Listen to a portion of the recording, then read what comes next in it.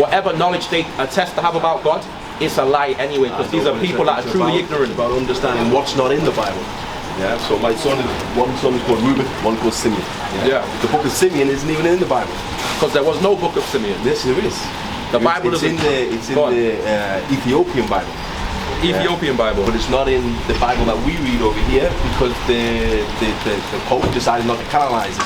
Yeah. So please get Colossians chapter 2 and 8. Alright, well thanks for your time, brother. God bless. Yeah, keep it. Alright, take care.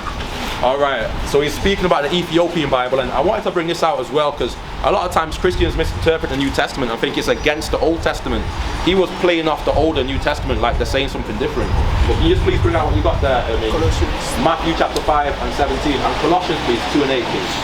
So Matthew 5:17 says, think not that I come to destroy the law or the prophet. I am not come to destroy, but to fulfill. So this is his problem with many Christians. They think that Christ came to destroy the law and the prophets, that these things no longer matter, that he's come to contradict their message. But he said he didn't come to destroy, he came to fulfill.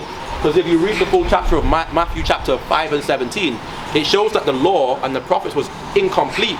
Because right after Matthew 5 and 17, you go down, Christ starts giving us more commandments. He says, don't look at a woman with lust, a married woman, because you commit adultery in your heart. He tells us, you can't hate your enemy, you have to love your enemy. This law wasn't given in the Old Testament to bless those that curse you, and you know what I'm saying, and pray for them that persecute you. That law wasn't given. So what we see Christ actually did, he added more laws because he was completing the law. That's why Moses said in the book of Deuteronomy 18 and 18 that God is going to rise up a prophet and him shall ye hear, because Moses was basically saying that, look, what I'm giving you is only a part of it. You need to wait for this guy to come and give you the rest.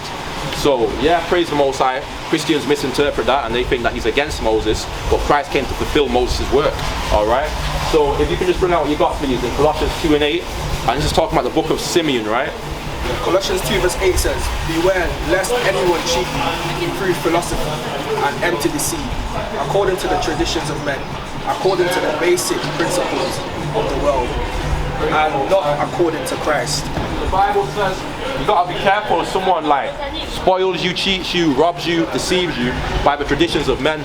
The traditions of men is deceit, to lie to you, to say that a certain prophet wrote a book when the prophet never really wrote the book, but it was just a man that was trying to give you a false belief, like the Book of Mormon. You know what I'm saying? Or there's a bunch of false books out there, so he's discrediting the Bible, saying no, we don't have the book of Simeon.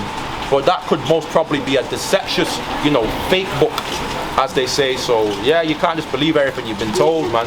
That brother there, he's got a lot of doubts, but he doesn't have trust in the truth, man, and that's the problem, praise. But are you alright just to hold it there?